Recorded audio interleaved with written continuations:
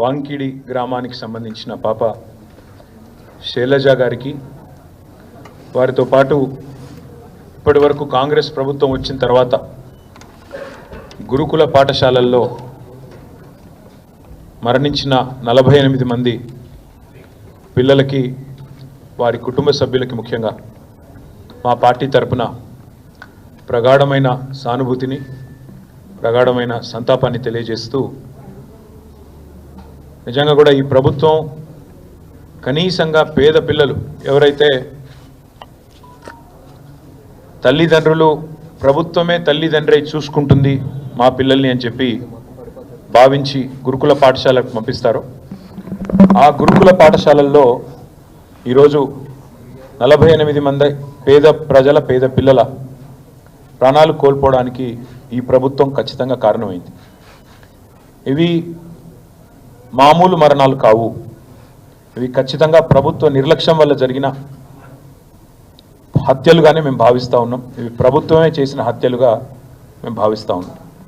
నాకు బాగా గుర్తుంది, నా నియోజకవర్గమైన సిరిసిల్లలో ఎల్లారెడ్డిపేట గ్రామానికి సంబంధించి ఒక బాబు ఇట్లాగే గురుకుల పాఠశాల కోరుట్లలో చనిపోతే నేను పోయి ఆ కుటుంబాన్ని, ఆ తల్లిదండ్రిని పరామర్శించి వచ్చిన. ఆ తల్లి ఆ రోజు నాకు చెప్పిన మాట, నాకు జరిగిన క్షోభ ఇంకెవరికి జరగకూడదన్నా, దయచేసి ప్రభుత్వం మీద పోరాడండి, ప్రభుత్వాన్ని ప్రశ్నించండి అన్నారు. మేము ప్రభుత్వాన్ని ప్రశ్నిస్తూనే ఉన్నాం, నిలదీస్తూనే ఉన్నాం, ప్రభుత్వానికి తన బాధ్యతను గుర్తు చేస్తూనే ఉన్నాం. కానీ ప్రభుత్వం ఇప్పటి వరకు కనీసం గురుకుల పాఠశాలల్లో ఉండే పరిస్థితుల పట్ల, ముఖ్యంగా ముఖ్యమంత్రి రేవంత్ రెడ్డి ఈరోజు వరకు ఒక సమీక్షా సమావేశాన్ని కూడా నిర్వహించని మాట వాస్తవం. అందుకే ఆ 48 మంది పిల్లలు ఎవరైతున్నారో వారి మృతికి ఖచ్చితంగా ఈ రాష్ట్ర ప్రభుత్వమే బాధ్యత తీసుకోవాలి.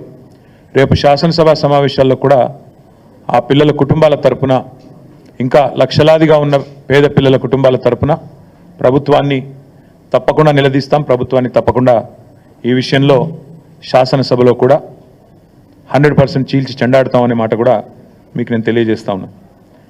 అట్లాగే పిల్లలు కూడా నిబ్బరంగా ఉండండి, దయచేసి కష్టాలు ఇబ్బందులు కొన్ని ఉండవచ్చు, కానీ ఆత్మహత్య చేసుకునే పరిస్థితి లేదా ఏమన్నా తీవ్రమైన అనారోగ్యం పాలైతే అవసరమైతే బీఆర్ఎస్ పార్టీని సంప్రదిస్తే మిమ్మల్ని ప్రైవేట్ హాస్పిటల్లో కూడా చేర్పించి మిమ్మల్ని కాపాడుకునే ప్రయత్నం మేము చేస్తాము. తప్పకుండా అట్లాంటి పరిస్థితి ఎక్కడన్నా ఉంటే తల్లిదండ్రులు కూడా భయపడవద్దని, బాధపడవద్దని, వారికి కూడా నిబ్బరంతో ఉండాలని చెప్పి కూడా ఈ సందర్భంగా వారికి విజ్ఞప్తి చేస్తూ ఉన్నాం.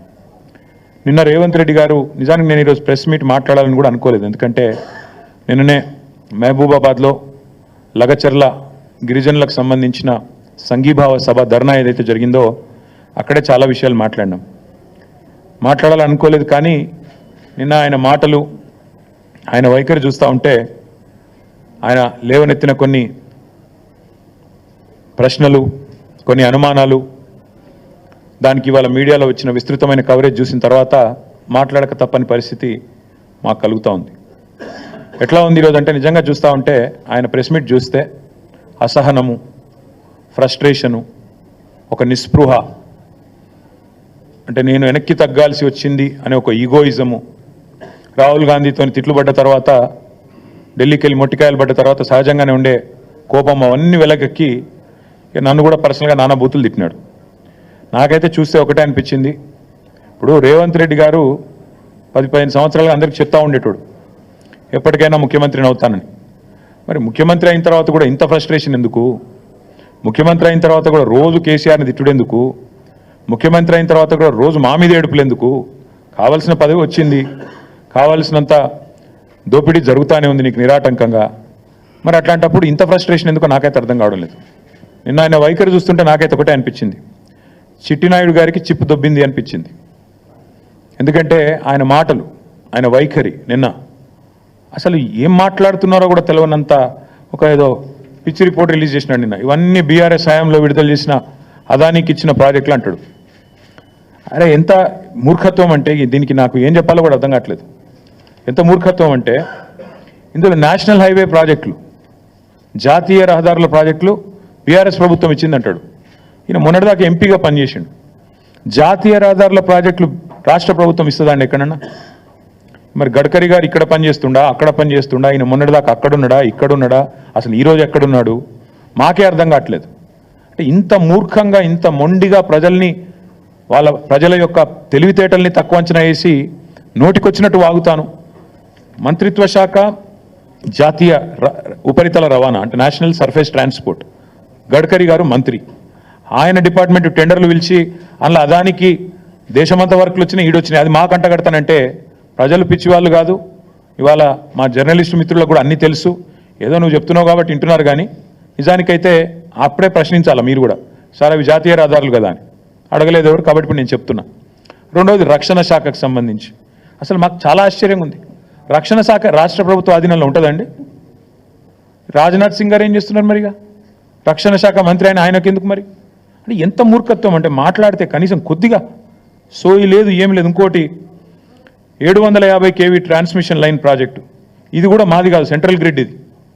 అరే ఇవన్నీ గింత పిచ్చిగా, గింత మూర్ఖత్వంగా, గింత అవగాహన రాహిత్యంతో ముఖ్యమంత్రి మాట్లాడితే ఆయన ఏమనాలా? చిప్పు దొబ్బిందనకపోతే ఇప్పుడు దయచేసి నేను మీడియా మిత్రులను కూడా కోరుతా ఉన్నా, ఏది పడితే అది ముఖ్యమంత్రి నోట్లోంచి రాగానే అవేం భగవద్గీత అయిపోదు, అందులోకి వచ్చేటి అని శ్లోకాలు అయిపోవు. ఆయన మాట్లాడే దానిలో కూడా సరుకుందా, సబ్జెక్ట్ ఉందా, లేదా అంతా బబరాజమానం భజగోవిందమా అడగాలి కదా. మనం కూడా అక్కడ కూర్చున్న వాళ్ళం ఎదురుగా జర్నలిస్టులుగా డెఫినెట్గా ఆయన నిలదీయాలి. అది కేంద్ర ప్రభుత్వ ప్రాజెక్టు కదా సార్, నువ్వు ఎందుకు పిచ్చి పిచ్చిగా మాట్లాడుతున్నావు అని ఒక్కరన్నా అడగాలి కదా. అయితే ఇంకా ఆశ్చర్యం, ఇంకా చాలా ఆయన మాట్లాడుతూ ఉంటే డ్రై పోర్టు కూడా కేంద్ర రాష్ట్ర ప్రభుత్వాల సంయుక్త ఆధ్వర్యంలో చేసేది, దానికి కూడా కేంద్ర ప్రభుత్వం అనుమతి ఇవ్వాలి. వాళ్ళతో సహకరించి, ఎందుకంటే మనకు ల్యాండ్ లాక్ స్టేట్, మనకు సముద్ర తీరం లేదు కాబట్టి డ్రై పోర్ట్ అనేది ప్రతిపాదన మనం తీసుకొచ్చినాం. దానికి కూడా కేంద్ర ప్రభుత్వంతో ఇంకా సంప్రదింపులు చేస్తానే ఉన్నాం. ఎవరికి ఏమి ఇవ్వలేదు, అది కూడా ఇచ్చినట్టుగా చూపెట్టినాడు. ఇంకా విచిత్రం, ఇక సారు ఇదివరకు కూడా లక్ష్మయ్య సార్ కూడా ఐటీ మినిస్టర్గా పనిచేసినారు, వారికి తెలుసు. పాపం చిట్టినాయుడికి ఏమో తెలియదు, ఎవడని చెప్తుంటాడా అంటే వినడు, అదో పెద్ద బాధ. ఆయన ఎంత మూర్ఖుడు అంటే, మేము కేసీఆర్ గారి ప్రభుత్వంలో రెండు దఫాలుగా మైక్రోసాఫ్ట్ నుంచి 31,000 కోట్ల పెట్టుబడులు డేటా సెంటర్ రంగంలో తీసుకొచ్చాం. ఒకటి ఫిబ్రవరి 2022లో 15,000 కోట్ల పెట్టుబడి, జనవరి 2023 సంవత్సరంలో 16,000 కోట్ల పెట్టుబడి. ఇవి రెండు కూడా నేను మీకు ప్రెస్ కటింగ్లు ఇస్తాను, చూసుకోండి. మేము ఓపెన్గా బాజాప్తా మైక్రోసాఫ్ట్ పెద్దలు సత్యనాదెల్ల గారి నుంచి మొదలు పెడితే వాళ్ళ వివిధ అధికారులను కలిసి ఒప్పించి మెప్పించి హైదరాబాద్లో ఉండే సానుకూల పరిస్థితులు వివరించి, ఇక్కడి ప్రభుత్వం యొక్క మంచి విధానాలు వివరించి మొత్తం 31,000 కోట్ల పెట్టుబడి మైక్రోసాఫ్ట్ డేటా సెంటర్లు, వాటికి మేము సాధించాం. ఈ ముఖ్యమంత్రి గారి పరిజ్ఞానం ఎంత అంటే, వీటిని నిన్న ఆయన విడుదల చేసిన దానిలో మైక్రోసాఫ్ట్ డేటా సెంటర్లను ఆయన ఏం విడుదల చేసిండు నిన్న లిస్టులో? Adani data centre. ఇక ముఖ్యమంత్రి గారు ఎట్లాంటి వాడంటే, ఈయన పాపం ఈయనకు తెలియదు, ఇదివరకు కూడా ఒకసారి ఇట్లే మాట్లాడాడు. సత్యనాదెల్లా అని ఉన్నాడు, ఆయన ఎవరా విప్రో సీఈఓనా అని మాట్లాడాడు. ఇప్పుడు కూడా గంతే. మైక్రోసాఫ్ట్ డేటా సెంటర్ పెట్టుబడిని ఆనాడు కేసీఆర్ ప్రభుత్వం 31,000 కోట్లు సాధిస్తే అవగాహన లేకుండా, ఇప్పుడు మాట్లాడేటప్పుడు కనీసం అధికారులు చెప్పేదన్న వినాలి కదా. నువ్వు ముఖ్యమంత్రివి, నువ్వు తప్పు మాట్లాడితే రాష్ట్ర గౌరవం మంటగలుస్తుంది. ఏది పడితే అది మాట్లాడడం అనేది ఆయనకు మంచిది కాదు. ఇప్పుడైనా సవరించుకోని చెప్తా ఉన్నా చిట్టినాయుడు గారికి, ఇప్పుడైనా సవరించుకోండి. 31,000 కోట్ల పెట్టుబడి రాష్ట్రానికి వచ్చింది, నా జేబులకు పోలే, కేసీఆర్ గారి జేబులకు పోలే, రాష్ట్రానికి వచ్చింది. రాష్ట్ర సంపద పెంచే అంశం, రాష్ట్రానికి మంచి జరిగే అంశం. దీనివల్ల మైక్రోసాఫ్ట్ వచ్చిందంటే తర్వాత అమెజాన్ వచ్చింది, అది ఇంకా 36,000 కోట్ల పెట్టుబడి, $4.7 బిలియన్ పెట్టుబడి. ఇవి రెండు మా ప్రభుత్వంలో అత్యధిక FDI, మేము తీసుకొచ్చిన అత్యధిక ఫారెన్ డైరెక్ట్ ఇన్వెస్ట్మెంట్. ఇగో ఈ రెండు, అమెజాన్ అండ్ మైక్రోసాఫ్ట్. ఒకటి 31,000 కోట్లు, ఇంకోటి 36,300 కోట్లు. ఈ రెండు కలిపితేనే 67,000 కోట్లు. అంటే ఇది మా ప్రభుత్వం సాధించిన ప్రగతి. ఇక మీరు ఇంకేదో చూపెట్టిండు, ఏదో దొరకబట్టినట్టు ఈ ఫోటో చూపెట్టిండు. నేను అదానిని కలిసిన, బరాబర్ కలిసిన. ఎడబెట్టిన నేను నా ట్విట్టర్లో నా అఫీషియల్ అకౌంట్లోనే పెట్టిన. నేను దాచుకున్నాను. నీళ్ళక 4 గంటలు రహస్య సమావేశాలు చేసినా, లేకపోతే చీకట్లో పోయి కోహినూరు రోడ్ల కాళ్ళు పట్టుకున్నాను. బరాబర్ దావోస్లో కలిసినాం. తర్వాత ఏం చేసినాం, ఒక ప్రపోజల్ ఇచ్చిండు, యోగి ఈ పని చేసినాం మేము. KCR rejects Adanis offer. మేము నీ లెక్క మాకు ఏం చేసినా బాజాప్తా చేసినాం తప్ప బేజాప్తా చేసే కర్మ మాకు లేదు. అదానీని మేము ఎన్నడూ ఎంకరేజ్ చేయలే. మేము రెడ్ సిగ్నల్ చూపెట్టినాం, నువ్వు రెడ్ కార్పెట్ వేస్తున్నావు. ఇది వాస్తవం. నువ్వు ఒప్పుకోపోయి ఎస్ ఇది నా అఫీషియల్ ట్విట్టర్ అకౌంట్లో పెట్టినా నేను. దాచుకునేదే ఉంటే, దొంగ చీకట్లో కలుసుకునేదే ఉంటే, నీ లెక్క లుచ్చా పనులు చేసేదే ఉంటే, నేను కూడా నీ లెక్కనే ఇంటికి పిలిపించుకొని రహస్యంగా దొడ్డిదారులకి పిలిపించుకొని కాళ్ళు పట్టుకొని కాళ్ళు ఒత్తుకుంటా 4 గంటలు నేను కూడా కూర్చుంటుంటి. కానీ నీలాగా నాకు చిల్లర పనులు చేసే అలవాటు లేదు. నువ్వు తిట్టున్నావు, నువ్వు నాకేం ఫరక్ పడది. ఓ తిడుతున్నావు, ఈ తెల్లారు లేస్తే సైకో, నేను సైకోనట. మరి నువ్వేంది సాడిస్టువా? ప్రజలను కొండారెడ్డిపల్లిలో నాకు తెలియక అడుగుతా, కొండారెడ్డిపల్లి నీ సొంతూరు. నీ సొంతూరులో ఒక 85 ఏళ్ళ పెద్ద మనిషి సాయిరెడ్డి గారు, మాజీ సర్పంచ్, నీకోసం పనిచేసిండు మొన్న ఎలక్షన్లో. నీ ఫోటో ఇక్కడ గుండె మీద బ్యాడ్జ్ మీద పెట్టుకుని పాప నీకోసం తిరిగిండు పెద్ద మనిషి. గాయన ఇంటికి అడ్డంగా గోడ కడతారో ఎవడని నాకు అర్థం కాదు. అసలు మనిషివేనా నువ్వు, మృగానివా?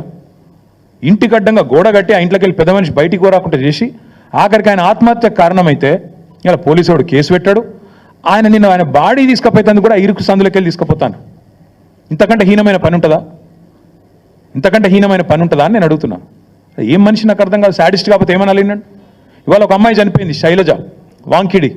ఆ అమ్మాయి అంత్యక్రియలకు మా కోవలక్ష్మి గారు, ఆమెకు గిరిజన బిడ్డ, ఆదివాసి బిడ్డ, ఆమె పోతానంటే నీకేం నచ్చిందా నాకు అర్థం కాదు. ఇంట్లో హౌస్ అరెస్ట్ చేస్తావా? మా అనిల్ జాదవ్ను అరెస్టు, మా ఖానాపూర్ ఇన్ఛార్జ్ జాన్సన్ అరెస్టు. ఇదేనా ప్రజాపాలన? ఇదేనా ఇందిరమ్మ పాలన? ఎమర్జెన్సీ రోజులను తలపించే విధంగా ఇంటర్నెట్ షట్ డౌను, లగచర్లలో ఇంటర్నెట్ షట్ డౌన్, అక్కడ పోయి అర్ధరాత్రి పోయి బందిపోట్ల మీద దాడి చేసినట్టు నీ సొంత నియోజకవర్గంలో దాడులు. ఇందుకేనా నీ పరిపాలన? ఇంకా సిగ్గుమాలిన పని. నేను చెప్పిన మహబాద్లో 1 year కావస్తోంది. ఈ ముఖ్యమంత్రి ఎవరి కోసం పనిచేస్తున్నాడు? అదానీ కోసం, అల్లుని కోసం, అన్న కోసం, బావమరిదికి అమృతం కోసం. ఇది ఈయన స్థూలంగా చెప్పాలంటే 1 year పరిపాలన. అదానీ కోసం, అల్లుడి కోసం, అల్లుడి మ్యాక్స్ బిఎన్ ఫార్మా కోసం, అన్న కోసం, జగదీష్ అన్న కోసం, తిరుపతి అన్న కోసం, బావమరిది సృజన్ రెడ్డికి అమృతం పంచడం కోసం. దానికి తప్ప నువ్వు పీకిందేంది సంవత్సరం? నేను అడుగుతున్నా. నువ్వు సాడిస్టు, సన్నాసు నేను అనలేకనా? నాకు నోరు లేదా? నేను ఇంకొక మాట కూడా అడుగుతా ఉన్నా. అదానీని నువ్వేదో పెద్ద గొప్ప పని చేసినట్టు నిన్న నాకైతే ఒక డౌట్ వస్తుంది బాస్, మీరు చెప్పాలా మరి. నేను ఎప్పుడు చెక్ ఇచ్చిండు అదానీని చూసుకున్నా. 14 పోయిన నెల అక్టోబర్ అనుకుంటా, అక్టోబర్ నాడు చెక్ ఇచ్చిండట. ఎవరు? అదానీ గారి. నాకు ఈయన నిన్న చెప్తుండు గర్వంగా, మేము ఆ చెక్కును క్యాషే చేయలే. నాకు తెలియక అడుగుతా బాస్, నాకు ఎవరైనా చెక్ ఇస్తే వెంటనే బ్యాంకులో వేస్తా, చెక్ క్యాష్ చేసుకుంటా. మరి నువ్వు 38 రోజులు ఎందుకు చెక్ క్యాష్ చేయలే? అయితే వానికి ఇచ్చే ఉద్దేశం అన్నా లేకపోవాలి, నీకు దాన్ని క్యాష్ చేసే ఉద్దేశం అన్నా లేకపోవాలి. లేకపోతే దాని చెక్కు చూపెట్టి వెనకెళ్ళి పైసలైనా దొబ్బిండాలా కుల్లా. ఇక ఇంతకంటే ఇక దాచితందుకు ఏం లేదు. ఇప్పుడు పోస్ట్ డేటెడ్ చెక్కులు మనం విన్నాం, కానీ ఇది ఎక్కడిది విచిత్రం ఇది. అక్టోబర్ 14 చెక్ ఇస్తాడట ఈయన. నిన్న మేము 38 రోజుల పాటు మేము క్యాషే చేయలే. మరి ఏం చేస్తున్నావు? ఇంకొకటి అడుగుతున్నా నేను, అసలు అదానీ దొంగానికి నిన్న తెలిసిన అది. మొన్న మహారాష్ట్రలో ఏం మాట్లాడినావు? నిన్నగాక మనం వీడియో చూపెట్టమంటే చూపెడతాం మీకు. ఇప్పుడు మీరు కూడా చూసి ఉంటారని చూపెడతలేను. ఒక గజ దొంగ గుజరాత్కి వెళ్ళి వచ్చి ధారావి ల్యాండ్ ఎత్తుకపోతుండు, అక్కడ మాట్లాడతావు. ఇక్కడికి వచ్చేమో మళ్ళీ నిన్న సుధపూస లెక్క కూర్చొని నిన్ననే తెలిసింది నాకు దొంగ అని, రాహుల్ గాంధీ నెత్తిమికెళ్ళి 2 చంపగానే తెలిసింది, ఇదివరకు తెలియదు అన్నట్టు మళ్ళీ యాక్టింగ్ లేంది, స్వాతి ముత్యం యాక్టింగ్లు. నేను అనేది అదే, మొన్న గజ దొంగ అయినోడు నేను ఇక్కడ రాగానే సత్యపూస అయిందా? మొన్న మహారాష్ట్రలోనేమో గజ దొంగ అంటివి, ఇక్కడికి వచ్చేమో మేము ఇవాళ ఒక్కటే అడుగుతున్నాం. సరే 100 కోట్లు ఆయన ఇయ్యలే, నువ్వు తీసుకోలేదు, షో చేసిన, ఇద్దరు కలిసి డ్రామా చేసిన అర్థమవుతుంది. ఆ చెక్కు ఇయ్యలేదు, ఈయన వేయలేదు, అది క్యాష్ కాలేదు, నువ్వు వెనకకి ఇచ్చిందే లేదు. ఇక రెండోది 12,400 కోట్లు అందులో నువ్వు ఇచ్చిన లిస్టే. పంప్డ్ స్టోరేజ్ యూనిట్ అట. అది తెలంగాణలో పంప్డ్ స్టోరేజ్ పాలసీ ఉందా అండి? పంప్డ్ స్టోరేజ్ అంటే తెలంగాణలో పాలసీ ఉందా? 2 విషయాలు బయటపెట్టినారు ముఖ్యమంత్రి. ఆయన ఇచ్చిన లిస్టులోనే 2 విషయాలు బయటపడ్డాయి. ఒకటి పంప్డ్ స్టోరేజ్ యూనిట్, తెలంగాణలో ఇంతవరకు ఆ పాలసీ లేదు. మరి పాలసీ లేకుండా అదాని కాడికి వెళ్ళి పైసలు ఎట్లా తీసుకుంటా అనుకున్నావు? పాలసీ లేకుండా ప్రపోజల్ ఎట్లా తీసుకున్నావు? నెంబర్ 1. నెంబర్ 2, కొడంగల్ ఇన్ని రోజులు అల్లుని కోసం అనుకున్నాం, ఇప్పుడు అదాని కోసం అంటే ఇప్పుడు తెలిసింది. 9 మిలియన్ టన్నుల ప్లాంటు కొడంగల్లో సిమెంట్ ప్లాంట్ పెడతారట. మొన్న రామన్నపేటలోనేమో మొత్తం ప్రజలు మరలబడ్డారు, ఇక్కడ సిమెంట్ ప్లాంట్ పెట్టద్దు, అదానిది అంబుజా ప్లాంట్ అని. అక్కడ సిగ్గురాలి, ఇంకా అది అట్లే పెడతారట, అందులో మూసీలకు కాలుష్యం పంపిస్తారట. ఇప్పుడు మీదికెళ్ళి కొడంగల్లో మళ్ళీ కొత్త దుకాణం, మళ్ళీ 9 మిలియన్ మెట్రిక్ టన్నుల ప్లాంటు అదానీ గారిది కొడంగల్లో. నేను అందుకే అంటున్నా, అల్లుని కోసం, అదానీ కోసం, అన్నల కోసం, బామ్మది కోసం, అమృతం పంచడం కోసమే పనిచేస్తున్నావు నువ్వు. ఇది అది ప్రూఫ్ నువ్వే ఇచ్చినావు. అసలు పంప్డ్ స్టోరేజ్ పాలసీ లేకుండా ఎట్లా తీసుకున్నావు? నువ్వు ఎట్లా తీసుకుంటున్నావు ప్రపోజలు? చెప్పండి. ప్రభుత్వానికి ఒక పాలసీ ఉండాలి కదా, నిర్దిష్టమైన విధానం ఉండాలి కదా. అదే లేకుండా ఎట్లా పిలుస్తున్నావు ఆయన? నాకు అర్థం కాదు. దాంతోపాటు సరే నేను ప్రశ్నిస్తే నేను సైకో, నేను అడుగుతున్నా, తెలంగాణని ఒక దొంగోడికి దోచిపెడుతున్నావు కదా, ఒక గజ దొంగకు నువ్వు సన్నాసివా, సాడిస్టువా, ఏంటిది నువ్వు? మరి తెలంగాణ వనరులను ఇంత దుర్మార్గంగా దోచిపెడుతూ మీదికెళ్ళి ఇవాళ నువ్వే శుద్ధపూసం వచ్చేట్లని చెప్పినావు నిన్న. చెప్పి మళ్ళీ మీ అనుంగు పత్రికలు ఇవాళ వచ్చింది, Adani is here to stay. Adani ఉంటాడు, బరాబర్ ఉంటాడు. రాహుల్ గాంధీ నెత్తి మీద మొట్టికాయలు వేస్తే ఏదో పైకి ఒక 100 కోట్లు ఇచ్చి లోపల మాత్రం మళ్ళా పక్కా కొసరు అట్లా ఇచ్చినట్టు చేసి అసలు మాత్రం అట్లే ఉంటుంది అని చెప్పినట్టు ఇవాళ Adani is here to stay. నేను అడుగుతున్నా, మన హిండెన్బర్గ్ రీసెర్చ్ అనే రిపోర్ట్ ఎప్పుడు వచ్చిందండి? 3 నెలల కింద వచ్చింది. చదువు రాదా, అర్థం కాదా? నిన్ననే తెలిసింది అదాని దొంగ అని. మీరు రాహుల్ గాంధీ లబలబా అని మొత్తుకుంటూనే ఉన్నాడు కదా. ఎప్పటి నుంచి ఘోషిస్తున్నాడు రాహుల్ గాంధీ? అదాని దొంగ, చౌకీదార్ చోర్ హే, అదాని ఫ్రాడ్ హే అంటూనే ఉన్నాడు. మరి ఎందుకు 100 కోట్లు ఎందుకు ఇస్తున్నావు? కొసరు మాత్రమే ఎందుకు ఇస్తున్నావు? అసలు 12,400 కోట్ల ఒప్పందాలు ఎందుకు రద్దు చేస్తలేవు? మేమేదో చేసినామంటున్నావు, అవి కూడా రద్దు చేయి. మేము వద్దంటున్నామా? మేమేదో చేసినామంటున్నావు కదా, మేము చేయనే లేదు. మైక్రోసాఫ్ట్ ఇది అదాని అంటావు, నీ పరిజ్ఞానం అది. ఒకటి మాత్రం పక్కా, ఈ ముఖ్యమంత్రి ఆయన ఇంటి పేరు మార్చుకోవాలి. ఆయన అనుముల కాదు, అబద్ధాల రేవంత్. ఇంత పచ్చబద్దాలు చెప్తారండి ఎవడన్నా ముఖ్యమంత్రి అంటాడు? ఇంత దుర్మార్గమా? మైక్రోసాఫ్ట్ డేటా సెంటర్ని పట్టుకొని అదాని డేటా సెంటర్. అదేవిధంగా నేషనల్ హైవే ప్రాజెక్టులు మేము ఇచ్చినాం, రక్షణ శాఖ ప్రాజెక్టులు రాష్ట్ర ప్రభుత్వం ఇచ్చింది, ఎలక్ట్రికల్ ట్రాన్స్మిషన్ ప్రాజెక్ట్ అది కూడా కేంద్ర ప్రభుత్వ ప్రాజెక్టు మేము ఇచ్చినాం. ఇంత పచ్చి అబద్ధాలు చెప్పేటోడు అనుముల రేవంత్ రెడ్డి కాదు, అబద్ధాల రేవంత్ రెడ్డే. అందుకే నేను అనేది, ఈ కాయిదాలు, ఈ డ్రామాలు ఇవన్నీ పక్కకు పెడితే రేవంత్ రెడ్డి నీకు అసలు కేసీఆర్ గారి గురించి మాట్లాడతాడు. నిన్న సరే నన్నంటే తిట్టినావు, నీకంటే వయసులో చిన్ననే కాబట్టి పడతా అనుకో. కేసీఆర్ గురించి మాట్లాడతావు, ఎంత ధైర్యం నీకు? నాకు అర్థం కాక అడుగుతా, ఏం తప్పు చేసిండు కేసీఆర్ గారు? అవుట్ రైట్గా అదానీ ఆఫర్ను రిజెక్ట్ చేయడమే కేసీఆర్ చేసిన తప్ప. KCR rejects Adanis offer. This is KCR. Red signal ఇచ్చిండు కేసీఆర్. దేశం మొత్తం ఇంకా అదాని గురించి తెలియకముందే మేల్కొన్న ముఖ్యమంత్రి కేసీఆర్. ఇక్కడనే కాదు, కేసీఆర్ గారు ఓపెన్గా యశ్వంత్ సిన్హా గారు రాష్ట్రపతి ఎన్నికల్లో పోటీ పడ్డప్పుడు ఓపెన్గా అడిగిండు, ఎవరి కోసం 10% బొగ్గు దిగుమతి అనే పాలసీ ఎవరి కోసం? ఒక వ్యక్తికి మేలు చేయడం కోసమే కదా అని గర్జించిన ఒకే ఒక్క ముఖ్యమంత్రి కేసీఆర్. నీలాగా కొడంగల్లో సిమెంట్ ప్లాంట్ కోసమో లేదా మీ మంత్రుల ఈడీ కేసులో రాజీ కోసమో చీకట్లో కాళ్ళు పట్టుకునే రకం కాదు కేసీఆర్ గారు. బరాబర్ బాజాప్తా అడిగిండు. నువ్వు బ్యాగులు మోసిన దొంగవు కాబట్టి అదే బురద మా మీద ఊస్తా, నువ్వు చేసే లుచ్చా పనులు ప్రపంచమంతా చేస్తుంది. నీలాగా గౌతమ్ బాయ్ అని చిల్లర పనులు చేసుకుంటూ ఆయన చుట్టూ తిరిగి మస్కా కొట్టే టైపు మేం కాదు, మాకు ఆ కర్మ పట్టలేదు. ఒకటి మాత్రం పక్కా చెప్తున్నా, నువ్వు ప్రశ్నించకపోయినా నువ్వెన్ని డ్రామాలు చేసినా, నేనేదో రాహుల్ గాంధీ గట్టిగానే వరకు దిగినవు రంగంలోకి, మాకు వెళ్ళదని కాదు. రాహుల్ గాంధీ 2 ఫోన్ చేసి దొబ్బితే ఇక ఇజ్జత్ పోయింది, ఎట్లాగో మార్కెట్లో ఏదో ఒకటి చేయాలని చెప్పి కవరింగ్ కోసం నిన్ను దిగినావు, తప్పు ఒప్పుకున్నావు. అదాని నుంచి 100 కోట్ల విరాళం ఏదైతే తీసుకున్నావో చెంపలేసుకున్నావు. టీఆర్ఎస్ దెబ్బకు, టీఆర్ఎస్ ధాటికి తట్టుకోలేక కత్యంతరం లేక పీచేముడు అన్నావు, సంతోషం. కానీ 12,400 కోట్ల పెట్టుబడి ఏదైతే అందులో నీ వాటాలతో సహా మీ పెద్దలకు మూటలతో సహా ఏదైతుందో దాన్ని కూడా ఖచ్చితంగా రద్దు చేయాల్సిందే. అప్పుడైతేనే నిన్ను నీ రాహుల్ గాంధీని దేశం నమ్ముతుంది, లేకపోతే మీ మాటలు ఇంకెవడు నమ్మడు. ఇంకొక మాట నేను అడుగుతా ఉన్నా, 5,000 కోట్లు ఇప్పుడే నేను అడిగిన పంపుడు స్టోరేజ్ దాని పాలసీ ఎక్కడుంది చూపెట్టు, ఏ బేసిస్లో MOU చేసినావు చూపెట్టు. అట్లాగే మూసీని మురికి కూపంగా మార్చే అంబుజా సిమెంట్ ఫ్యాక్టరీ కోసం 1,400 కోట్ల పెట్టుబడి ఏ బేసిస్లో పెట్టుకున్నావు చెప్పు. అందుకే నేను అనేది, ఈ ఉల్టా చోర్కో కొత్వాల్ డాంటే అనే స్టైల్లో నువ్వు తప్పులు చేసి మా మీద రుద్దే ప్రయత్నం ఏదైతే చేస్తున్నావో, సాడిస్ట్ ముఖ్యమంత్రి, నీకు భయపడేటోడు ఎవ్వడు లేడు ఇక్కడ.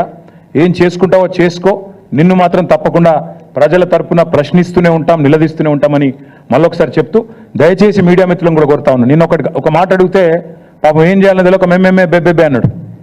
ఒక సంస్థను బ్లాక్ లిస్ట్ చేయాలని చెప్పి మీ డిపార్ట్మెంటే రిపోర్ట్ ఇచ్చింది కదా నాయ అని ఒక జర్నలిస్ట్ గారు పాపం ధైర్యం చేసి అడిగింది.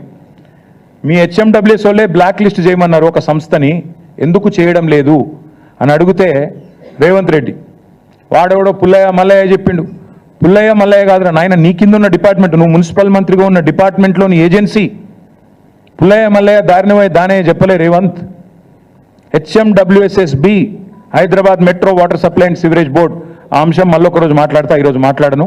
కానీ అంటే అంత తెలివి తక్కువగా, అంత అసహనంతో, అంత నిస్పృహలో ముఖ్యమంత్రి ఉన్నాడని చెప్పడానికే ఈ మాట చెప్తా ఉన్నా. మీడియాకు కూడా దయచేసి రిక్వెస్ట్, ఆయన ఏదో కన్ఫ్యూజ్ చేసి మన రాష్ట్రాన్ని బదనాం చేసే ప్రయత్నం చేస్తే మీరు కూడా ఆయన ట్రాప్లో పడవద్దని మా ప్రార్థన, మా విజ్ఞప్తి. Thank you.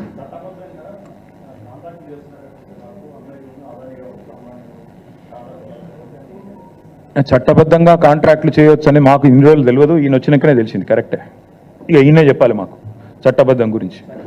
మేము ఒకటే చెప్తున్నాము బ్రదర్, మేము ఒకటే చెప్పేది, రాహుల్ గాంధీకి రేవంత్ రెడ్డికి అసలు ఒక శృతి సయోధ్య ఒకటే మాట మీద నిలబడే ఆలోచన ఉందా? అయితే ఆయన పిచ్చోడు లేకపోతే ఈయన పిచ్చోడు, ఇద్దరు ఎవడో కూడా తెలుసుకోమన్నాడు. ఒక రూమ్లో కూర్చొని ఇద్దరు ఎవడు పిచ్చోడు తెలుసుకొని బయటికి రమ్మనండి. అదాని ఫ్రాడ్ అని మొత్తం రాహుల్ గాంధీ ప్రపంచమంతా తిరిగి చెప్తాడా? లండన్ పోతే అదే చెప్తాడు, న్యూయార్క్ పోతే అదే చెప్తాడు, వేరే దేశాలకు అదే చెప్తాడు, మన దేశంలో ప్రతి రాష్ట్రం పోయి చెప్తాడు. మరి రేవంత్ రెడ్డి గారేమో ఇక్కడ అదాని గారి బాగా ఊదుకుంటూ బడే బాయ్ గౌతమ్ బాయ్ ఈయన తిరుగుతాడు. ఇద్దరు ఎవరు పిచ్చోళ్ళు వాళ్ళు తెలుసుకుంటే మంచిది. ఎందుకంటే చట్టబద్ధము రాజ్యాంగబద్ధము నాకు అంతకంటే అందంగా మాట్లాడొచ్చు. ఇలా రాజ్యాంగ దినోత్సవం కూడా నేను కూడా చాలా మాట్లాడగలుగుతాను. కానీ రేవంత్ రెడ్డి గారు రాహుల్ గాంధీ గారు తెలుసుకుంటే మంచిది.